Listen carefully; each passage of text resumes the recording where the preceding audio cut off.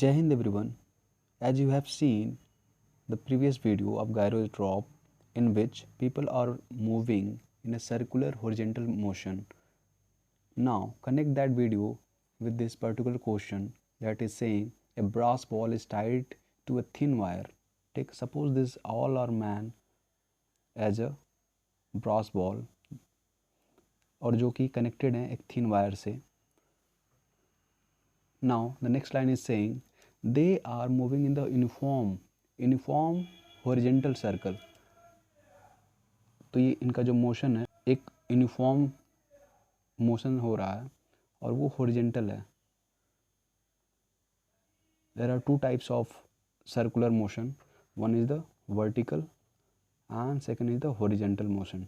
Vertical motion जो हम एक झूला देखते हैं, दैट टाइप ऑफ झूला जिसमें वर्टिकल मोशन होता है, and that is the horizontal motion in which the motion is happening in the horizontal plane.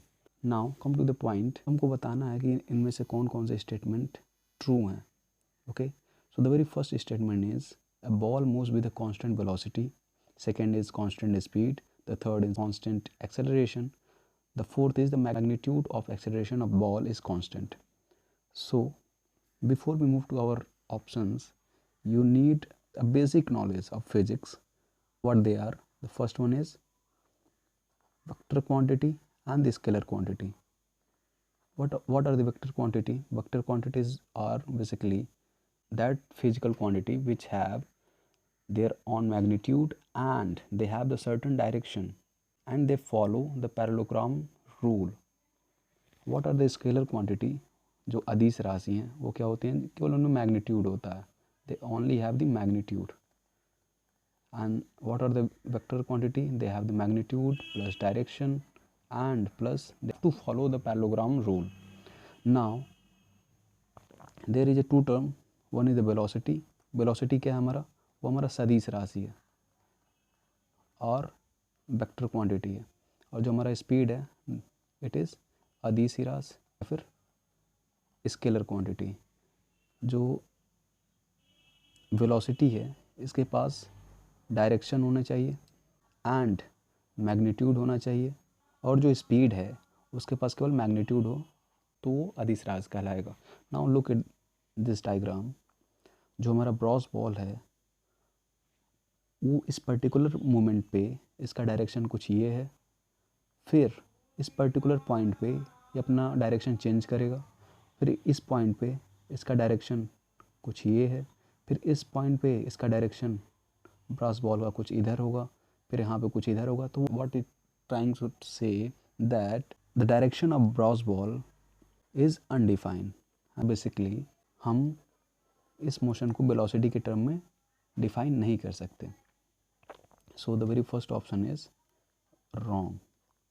Now come to the second option.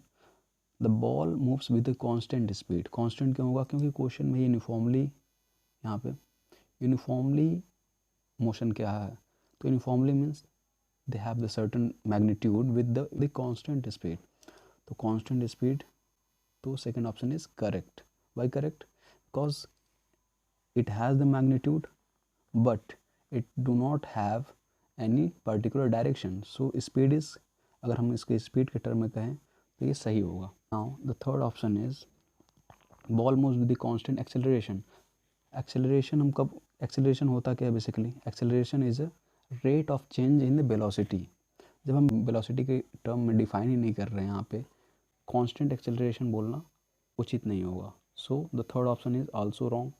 Now come to the fourth one. The magnitude of acceleration of the ball is constant. यहाँ acceleration is also a vector quantity, है ना. जो acceleration है it's also a vector quantity, but केवल यहाँ पे magnitude की बात की गई है. तो मैग्नीट्यूड के बारे में अगर बात की जाए तो मैग्नीट्यूड क्या होगा? उसका कांस्टेंट होगा. क्यों होगा कांस्टेंट? क्योंकि वो यूनिफॉर्म मोशन में है. तो option 4 is correct, option second is correct. So basically option D is the right answer. Thank you. See in the next video.